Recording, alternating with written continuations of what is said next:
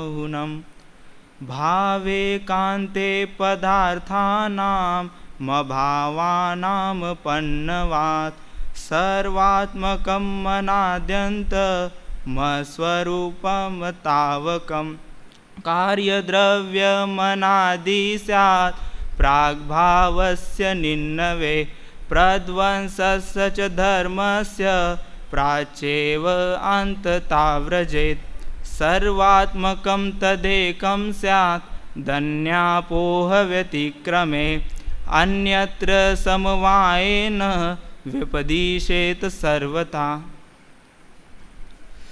अभी हमने जो मंगलाचरण में भावेकांत नाम की जो कारिका पढ़ी तो उसमें क्या बता रहे हैं कि उसमें कह रहे हैं कि पदार्थ का जो स्वरूप होता है वो अनेकांतात्मक होता है। पदार्थ का स्वरूप है वो अनेकांतात्मक होता है।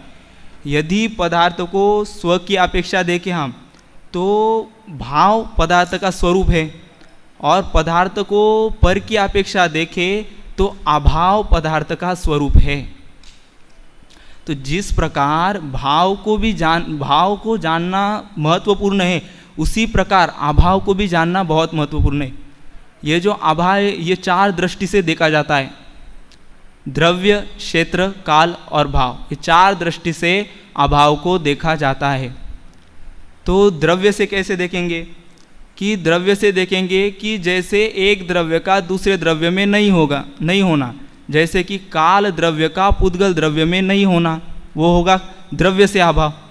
अब बाद में देखा था हमें द्रव्य क्षेत्र से, तो क्षेत्र से हम देखें कि यदि जैसे मेरा दोस्त है तो वो दोस्त जो है वो अभी तो है, मतलब है, परंतु इस क्षेत्र में तो नहीं है, अभी तो प्रवचन नहीं सुन रहा है, वो गांव में है। तो गांव में होने की वजह से वो क्षेत्र से उसका अभाव है, ये हो गया क्षेत्र से अभाव।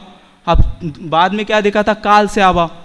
काल मतलब क्या कि जैसे कोई व्यक्ति सुबह प्रवचन सुनने आया तो सुबह आया तो अभी नहीं आया, तो उसके सुबह जो आया सुबह के समय और अभी के समय नहीं आया, तो इसके काल की अपेक्षा अभी उसका अभाव है, हो गया काल से अभाव। अब बाद में कौन सा आया था, भाव से अभाव। ये भाव से अभाव क्या है कि जैसे कि उदाहरण देके कि नींबू की जो खटास है उस नींबू की खटास में शक्कर के मिठास का अभाव, ये हो गया भावात्मक अभाव। इस प्रकार द्रव्य क्षेत्र काल और भाव के अपेक्षा अभाव को हम देखते हैं, ये हो गया अभाव। अभाव मतलब कि देखा जाए तो जिस प्रकार वस्तु का स्वरूप भावात्मक है उसी प्रकार अभावात्मक भी वस्तु का स्वभाव है। और देखा जाए तो जिस प्रकार भाव को जानना जरूरी है उसी प्रकार अभाव को जानना भी बहुत ज़रूरी है। तो अभाव मतलब क्या, एक वस्तु का दूसरे वस्तु में नहीं होना, उसे अभाव कहते हैं साधारण तरीके से देखें तो। अब आचार्य समंतभद्र जो आप्तमीमांसा है उसकी 9वीं, 10वीं और 11वीं कारिका में इस अभाव को बहुत अच्छे तरीके से बताते, तो उसके आधार पर आज हम अभाव की चर्चा करेंगे।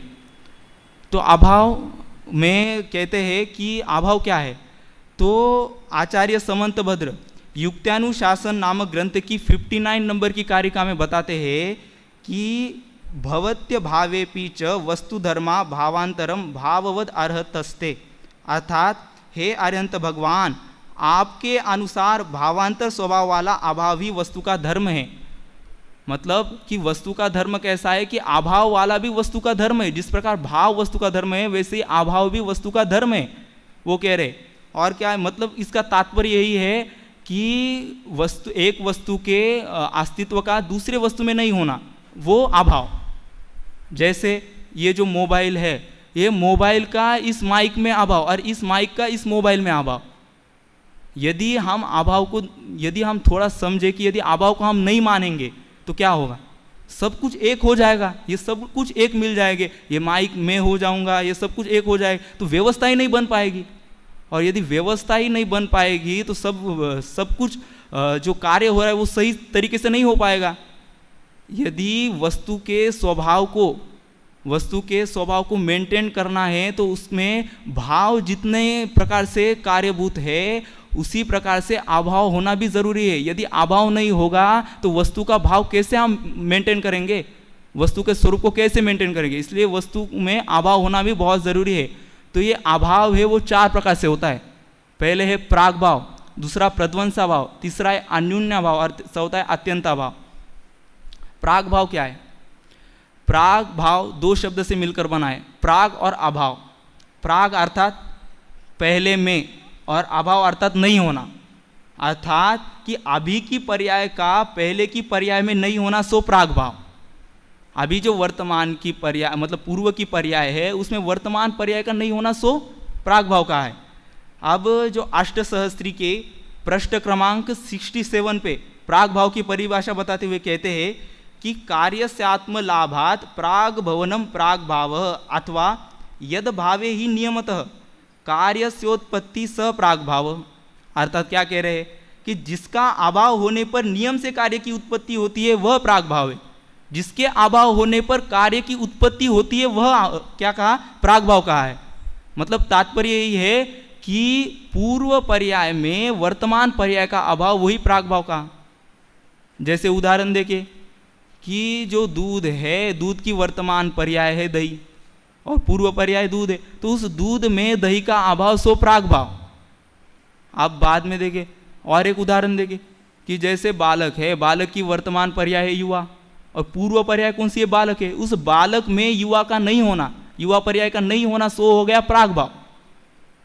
अब ये प्राग भाव यदि हम आत्मा पे घटाएंगे तो कैसे? आत्मा पे घटा के देखते हैं हम कि आत्मा की जो पूर्व पर्याय है वो है बहिरात्मा और जो वर्तमान पर्याय है उसकी वो है अंतरात्मा। तो जो बहिरात्मा है उस बहिरात्मा में अंतरात्मा का अभाव, सो हो गया प्राग भाव। इस प्रकार प्राग भाव का हमने जाना। अब दूसरा आता है प्रध्वंसा भाव। तो ये प्रध्वंसा भाव क्या है? तो कहते हैं कि प्रध्वंसा भाव जो है उसमें 3 शब्द है, प्र, ध्वंस और अभाव। प्र माने क्या?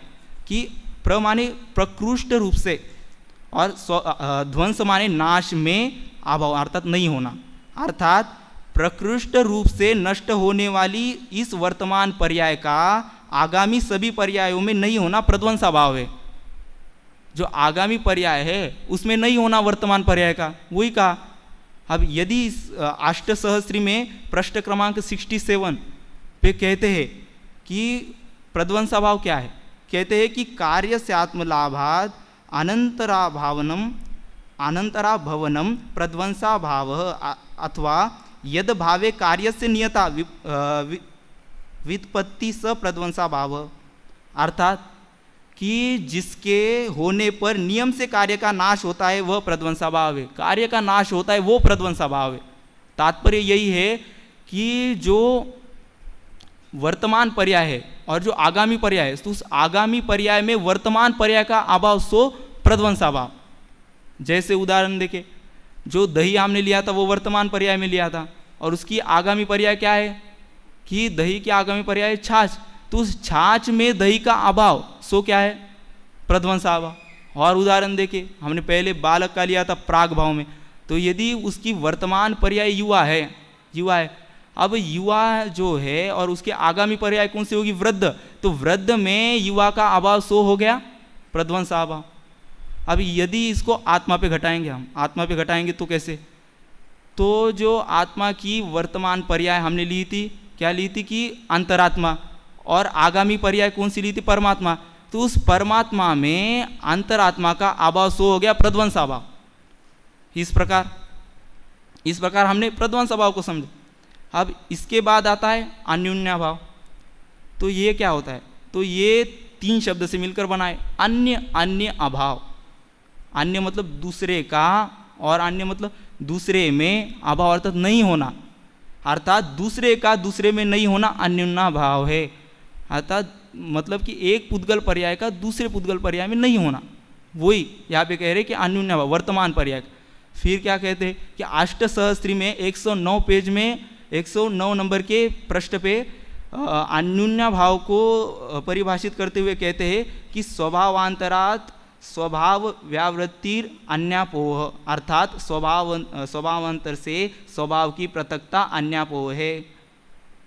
मतलब इसका निष्कर्ष यही है कि एक पुद्गल की वर्तमान पर्याय का आगामी पुद्गल की एक द्रव्य की एक पुद्गल की वर्तमान पर्याय का दूसरे पुद्गल की वर्तमान पर्याय के साथ क्या होना, अभाव होना, एक दूसरे में अभाव होना, सो हो गया तो अन्योन्या भाव।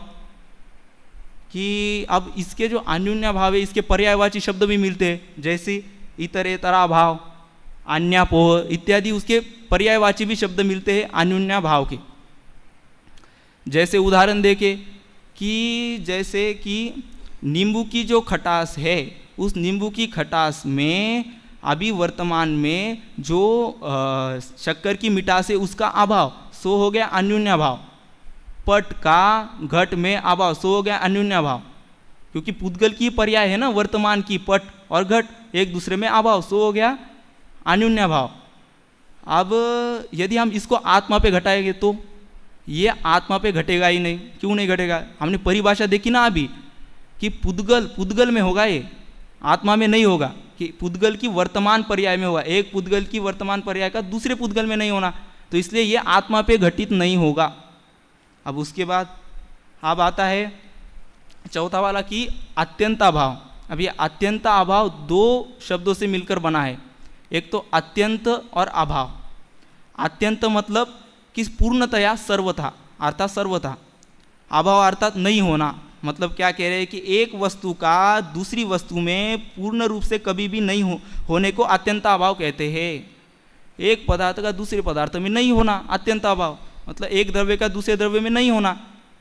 जैसे कि अष्टसहस्त्री के पृष्ठ 109 पे कहते हैं अत्यंत अभाव को बताते हुए कि कालत्रयापेक्षा भावो अत्यंता भाव, अर्थात तीन काल की अपेक्षा नहीं होना अत्यंत अभाव है। द्रव्य क्षेत्र काल भावात्मक एक वस्तु का वैसे ही अन्य वस्तु में नहीं होना अत्यंता भाव है। पहले देखा था ना द्रव्य क्षेत्र काल भाव, तो द्रव्य क्षेत्र काल भाव से भी एक वस्तु का, एक द्रव्य का दूसरे द्रव्य में नहीं होना उसे अत्यंत भाव का।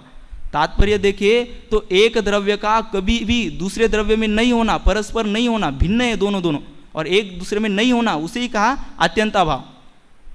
जैसे पुद्गल द्रव्य का धर्म द्रव्य में अभाव, इस प्रकार से, इस प्रकार हमने चारों अभाव का सामान्य स्वरूप जाना। अब यदि हम इस चारों अभाव को सार से देखें तो जो प्राग भाव है वो प्राग भाव वर्तमान की जो छह द्रव्य है, छह द्रव्य में से किसी एक द्रव्य की वर्तमान पर्याय और पूर्व पर्याय इसमें घटित होगा। प्रध्वंसा भाव छह द्रव्य में से किसी एक द्रव्य की वर्तमान पर्याय और आगामी पर्याय में घटित होगा। उसके बाद तीसरा देखा था अन्योन्या भाव। तो अन्योन्या भाव क्या होगा कि एक पुद्गल द्रव्य में घटित, एक पुद्गल की दो वर्तमान पर्याय है उसमें परस्पर में घटित होगा। और जो चौथा है कौन सा, अत्यंता भाव, ये छह द्रव्य में से किसी दो द्रव्य में परस्पर घटित होगा, एक द्रव्य का दूसरे द्रव्य में नहीं होना। इस प्रकार देखा जाए तो प्राग भाव, प्रध्वंसा भाव और अन्योन्या भाव ये क्या है, पर्याय सूचक अभाव कहे हैं।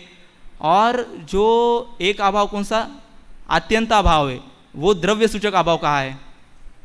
इस प्रकार अब यदि हम इन चारों को एक ही उदाहरण के माध्यम से घटाएंगे, एक ही उदाहरण इन चारों के ऊपर हम घटाएंगे, जैसे कि सोने का उदाहरण लिया हमने, तो प्राग भाव जो है यदि सोने का उदाहरण उसमें लिया तो सोने की जो पूर्व पर्याय थी वो क्या थी, अंगूठी, और उसकी वर्तमान पर्याय क्या है कि चैन, सोने की चैन।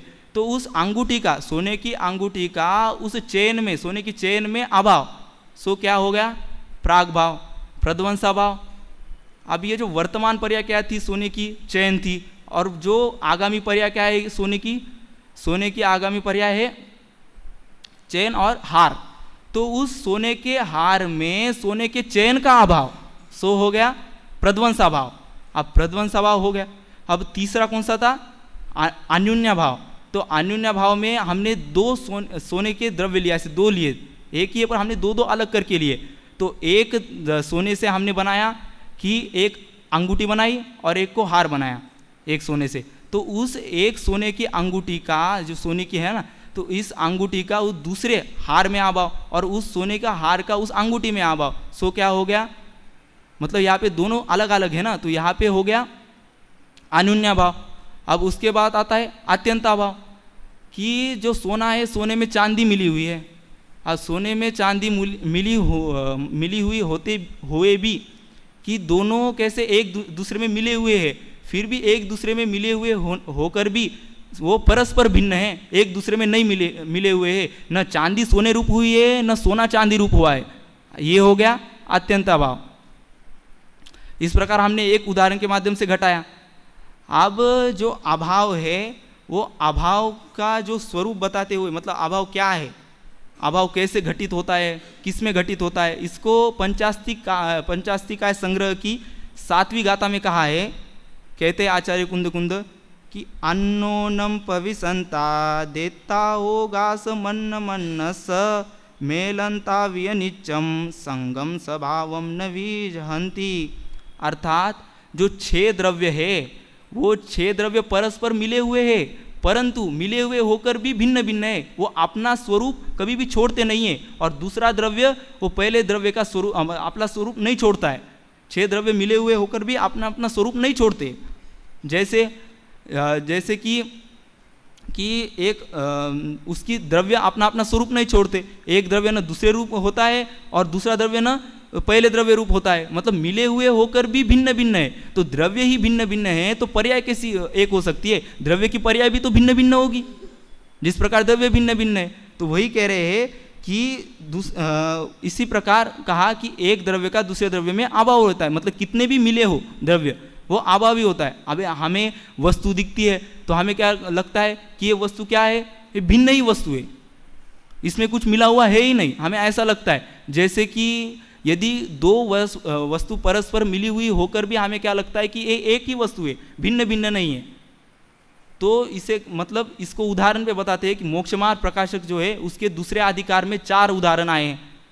तो उस 4 उदाहरण में क्या कहा कि सोना, पहला उदाहरण क्या दिया कि सोने की कालीमा, अभाव को बताते हुए कह रहे हैं कि पहली तो है सोने की कालीमा, सोना और कालीमा, दूसरा है तुष और कण, तीसरा है दूध और पानी, और चौथा है तिल और तेल। अब जो यदि हम इसको देखें तो तिल और तेल हमें भिन्न भिन्न दिखते ही नहीं, हमें एक ही दिखता है। तिल को देखें हम तो हमें एक ही दिखता है, वो तिल देखा जाए उसमें तेल है ऐसा हमें प्रतिभाषित होता ही नहीं। परंतु यदि हम उस पर प्रक्रिया करें तो क्या होता है कि वो तेल भिन्न हो जाता है और तिल भिन्न हो जाता है। दूध और पानी हमें एक ही दिखता है, पर उस पर प्रक्रिया करें तो क्या हो जाता है, दूध और पानी क्या हो जाता है, भिन्न भिन्न हो जाता है। तो मतलब देखा जाए कि 2 वस्तु परस्पर मिली हुई होकर भी वो परस्पर भिन्न होती है, यह हमें समझना जरूरी है। मतलब उसमें एक दूसरे का अभाव होता ही होता है। अब बाद में क्या कहते हैं कि यदि अब इस अभाव को तो हमने जाना, तो अब इस अभाव को यदि हम नहीं जानते तो क्या समस्या होती। तो उसमें उन्होंने समंतभद्र आप्तमीमांसा की 9वीं और 10वीं और 11वीं जो कारिका है उसमें बताते हैं कि यदि प्राग भाव को हम नहीं जानेंगे तो क्या हानि होगी। तो कहते हैं कि कार्य द्रव्य मनादि स्यात् प्राग भाव से निन्नवे। अर्थात यदि हम प्राग भाव को नहीं मानेंगे तो सब कार्य क्या हो जाएंगे, सब कार्य अनादि हो जाएंगे। अर्थात कि जो पर्याय है वो पर्याय अनादि हो जाएगी। इसको ही समझाते हैं कि वर्तमान कालीन प्रत्येक पर्याय को अनादिकालीन स्थायी मानना पड़ेगा। परिवर्तन के लिए कहीं कोई किसी भी प्रकार की संभावना नहीं होने से पुरुषार्थ कुंठित हो जाएगा। यदि हम उस वर्तमान पर्याय को स्थायी मान ले, पूर्व पर्याय को स्थायी मान ले, तो क्या होगा, हम निगोद से निगोद में ही रहेंगे, हम कभी मोक्ष ही नहीं जा पाएंगे ना, हम कभी भी मोक्ष नहीं जा पाएंगे। तो हमारा पुरुषार्थ क्या हो गया, नष्ट ही हो गया पुरुषार्थ। और भी कहते कि अब 4 अनुयोगों के माध्यम से बताया कि प्रथमानुयोग में वर्णित पूर्व भवों की चर्चा, चरणानुयोग की उपदेश शैली, देशना लब्धि आदि, कर्णानुयोग में वर्णित युग परिवर्तन आदि की चर्चा है। द्रव्यानुयोग में वर्णित वस्तु का उत्पाद, व्यय, द्रव्यमय स्वरूप, ज्ञान की हीनाधिकता, जाति स्मरण आदि किसी भी प्रकार का परिवर्तन प्राग भाव की अस्वीकृति में संभव नहीं हो सकेगा। यदि प्राग भाव को नहीं मानेंगे तो ये 4 अनुयोग भी बन नहीं पाएंगे, क्योंकि उसमें लिखा हुआ सब कुछ झूठा हो जाएगा। यही इसमें कह रहे। और क्या कह रहे, अभी यदि इसके निष्कर्ष देखें हम मिला करें तो क्या कह रहे कि यह है कि प्राग भाव को, निष्कर्ष यह है कि प्राग भाव को नहीं मानने पर लौकिक अलौकिक किसी भी प्रकार का भूतकालीन परिवर्तन स्वीकार करना संभव नहीं होगा। भूतकालीन परिवर्तन स्वीकार करना संभव ही नहीं होगा यदि प्राग भाव को नहीं मानेंगे तो। और कह रहे कि सभी की वर्तमान दशा को ही अनादिकालीन मानना पड़ेगा, जो कि वस्तु व्यवस्था के विरुद्ध है, जो कि वस्तु व्यवस्था के विरुद्ध है। यदि प्राग भाव को नहीं मानोगे तो जो वर्तमानकालीन दशा को ही अनादिकालीन मानना पड़ेगा, और अनादिकाल मानोगे तो वो वस्तु व्यवस्था के विरुद्ध हो जाएगा। इस प्रकार प्राग भाव को नहीं मानने पर इस प्रकार की समस्या आएगी। अब दूसरा क्या कहते हैं कि प्रध्वंसा भाव को नहीं मानने पे क्या होगा, तो कहते हैं कि प्रध्वंसस्य धर्मस्य प्राच्यव अंतताम व्रजेत, अर्थात यदि प्रध्वंसा भाव को नहीं मानेंगे तो सभी कार्य अनंत काल तक ठहर जाएंगे, अनंत काल तक। अर्थात जो पर्याय है वो पर्याय क्या हो जाएगी, अनंत काल तक। जो आगामी पर्याय है वो अनंत काल तक वही ठहरेगी, बस वही पर्याय होती रहेगी, पर्याय परिवर्तित होगी ही नहीं। और कहते हैं आगे कि मतलब निगोदिया सदा निगोदिया ही रहेंगे, हम भी अनंत काल पर्यंत निगोद में ही पड़े रहेंगे, निगोद में ही पड़े रहेंगे। यदि निगोद में हम थे तो हम पहले निगोद में थे तो उसकी परिवर्तन होकर हम अभी मनुष्य में आए ना। यदि पर्याय पलटती नहीं तो क्या होता, सोचो जरा, निगोद में ही रहते। तो और क्या कहते हैं कि किसी भी जीव की 4 गति 84 लाख योनियां सिद्ध नहीं होगी। वही 4 गति 84, मैंने अभी कहा ना, मतलब कि कौन से भी गति पे जा ही नहीं पाएंगे, एक में ही स्थित हो जाओगे।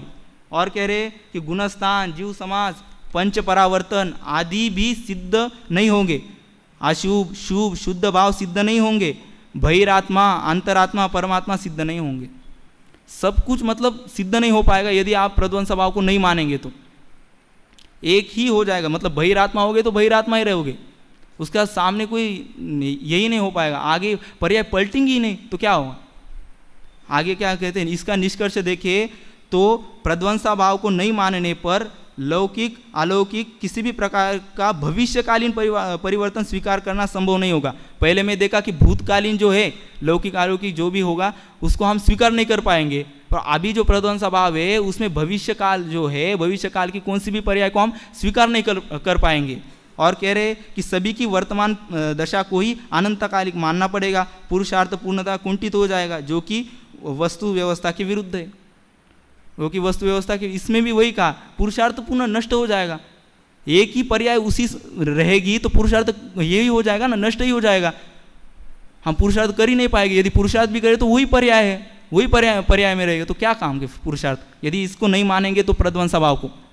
और कह रहे कि यदि अन्योन्या भाव को नहीं मानेंगे तो क्या हानि होगी, तो कहते हैं कि सर्वात्मकम तदेकम स्यात् धन्यापोह व्यतिक्रमे, अर्थात कि सब पुद्गल की पर्याय है वो एक दूसरे में, मतलब एक दूसरे में मिल जाएगी। सब पुद्गलों की पर्याय मिलकर एक हो जाएगी, अर्थात सब पुद्गल सर्वात्मक हो जाएंगे, मतलब सब जो पुद्गल है वो एक दूसरे में मिल जाएंगे।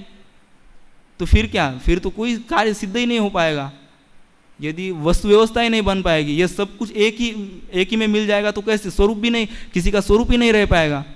और कह रहे हैं कि मतलब पुद्गल स्कंदों की विविधता नहीं बन सकेगी, और जैसे पर्वत, भूभाग, क्षेत्र, कृत्रिम, अकृत्रिम, चैत्यालय, नदी, मेरु आदि की विविधता भी संभव नहीं हो सकेगी।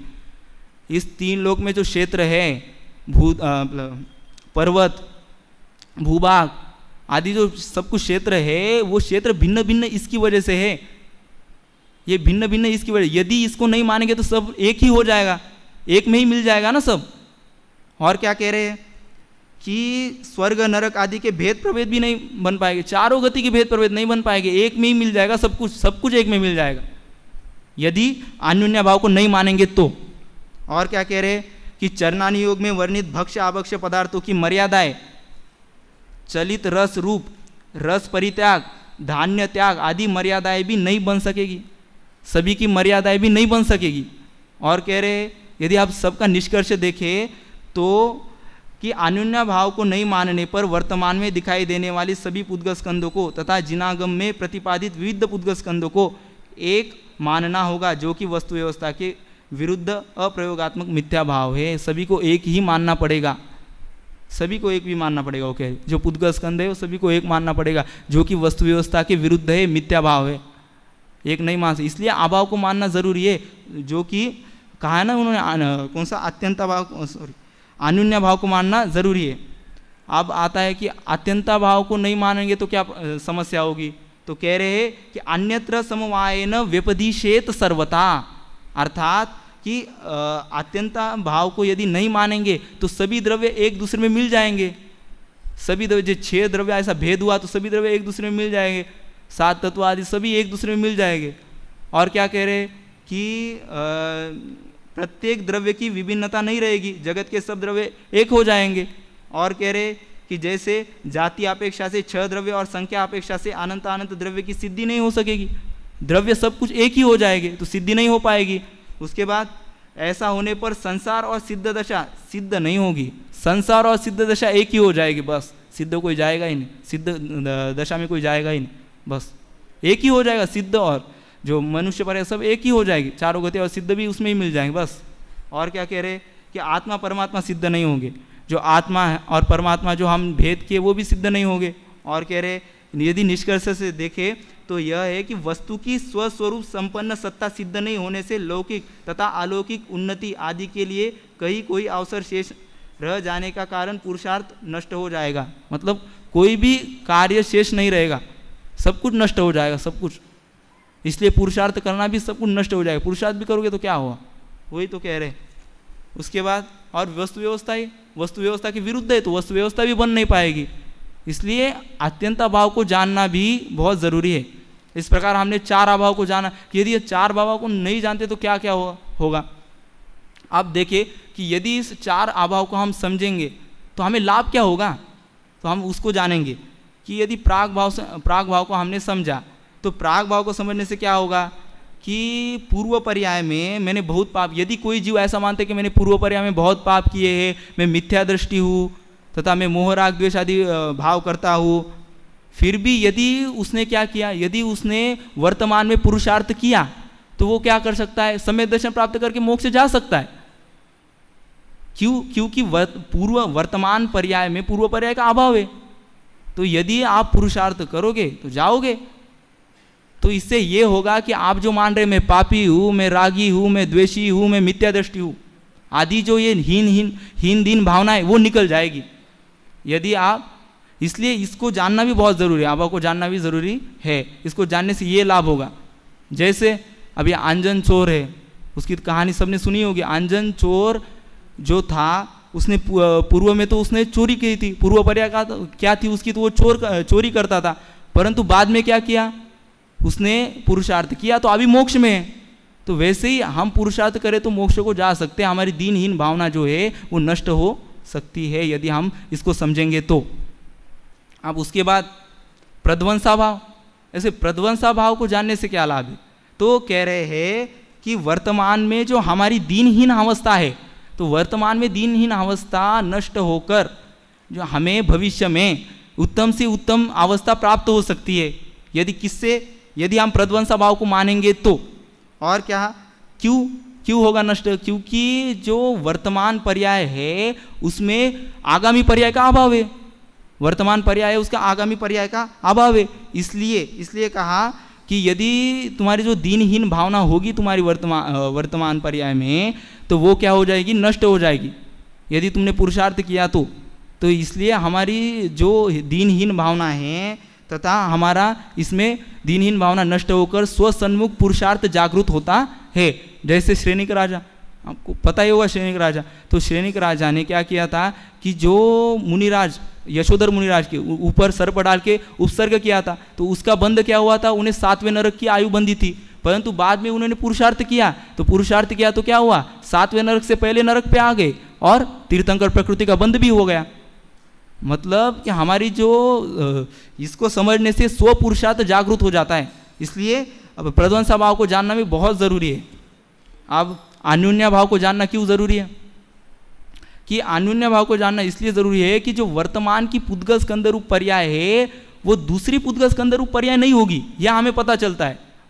तो ये समझने से क्या होता है कि ये जो नाक है वो कान का कार्य नहीं करता और कान नाक का कार्य नहीं करता, ये समझ में आता है। उसके बाद जो पाप का कार्य, जो पाप कार्य करने पर उसका जो फल है वो पुण्य नहीं दे सकता और पुण्य कार्य करने पर उसका फल पाप नहीं दे सकता, ये समझ में आता है। मतलब यदि ये इसके ही कार्य नहीं कर सकते तो आत्मा से वो आत्मा का भला बुरा कैसे कर सकते, तो आत्मा का भी भला बुरा वो नहीं कर सकते। तो ये समझने से हमें क्या होगा कि हमारे जो विपरीत मान्यता है कि जो कर्म हमें दुख देंगे, फिर कर्म हमें धर्म नहीं करने दे रहे हैं, कर्म हमें परेशान कर रहे हैं, ऐसी जो विपरीत मान्यता है वो हमारी नष्ट हो जाती है किसको समझने से? इस अन्योन्य भाव को समझने से। अब उसके बाद अत्यंत भाव को समझने से क्या लाभ? तो अत्यंत भाव को समझने से कह रहे हैं कि जैसे अत्यंत भाव को समझेंगे तो एक द्रव्य दूसरे द्रव्य में परिणमित नहीं हो सकता, मतलब कि एक द्रव्य दूसरे द्रव्य रूप नहीं हो सकता, अर्थात एक द्रव्य दूसरे द्रव्य का कर्ता धर्ता नहीं है, ये समझ में आता है। तो फिर हम यदि ऐसा माने कि कोई मेरा भला कर देगा तो हमारी जो परमुख जो दृष्टि है वो दृष्टि हमारी नष्ट हो जाती है। और कोई ऐसा समझे कि अरे कोई मेरा बुरा कर देगा, कोई मुझे मार देगा, तो ये जो भय है वो भय भी नष्ट हो जाता है, क्योंकि कोई किसी को मारता नहीं, कोई किसी को करता धरता नहीं, तो कोई किसी को मारेगा कैसे? तो हमारा अनंत भय भी क्या हो जाता है? दूर हो जाता है। और हमारे जो पर के हमने दृष्टि रखी थी कि मुझे कोई अच्छा करेगा, वो दृष्टि भी समाप्त होकर क्या स्वसन्मुखता का पुरुषार्थ जागृत होता है। किसको जानने से? अत्यंत भाव को जानने से। इसलिए इन चारों अभाव को जानना बहुत ज़रूरी है। इस प्रकार हमने समझा कि चारों अभाव को जानने से क्या लाभ होता है। अब ये चार अभाव के अलावा भी अभाव होते हैं क्या? तो चार अभाव के अलावा भी अभाव पाए जाते हैं, तो उसके नाम हम सिर्फ जानेंगे समय अभाव की वजह से। तो कहते हैं कि प्रवचन सार की जो 106, 107 और 108 नंबर की गाथा है, उसमें कहा है आचार्य कुंद देव ने कि तद्भाव, अतद्भाव और स्वरूपाभाव ऐसे तीन अभाव भी पाए जाते हैं। उसके बाद कहते हैं कि राजवार्तिक, तत्वार्थ राजवार्तिक में अकलंक देव एक अभाव का नाम बताते हैं कि प्रसज्य भाव नामक अभाव भी पाया जाता है। इस प्रकार और भी ग्रंथ देखे हम तो इसके अलावा भी अभाव पाए जाते हैं। ऐसा नहीं है कि अभाव इतने ही है, इसके अलावा भी अभाव पाए जाते हैं। इसलिए हमें क्या करना चाहिए? अभाव को जानना चाहिए और मोह राग द्वेष को नाश करके शीघ्र के शीघ्र सम्यक दर्शन को प्राप्त करें। इसी मंगल भावना के साथ सभी को सादर जय जय।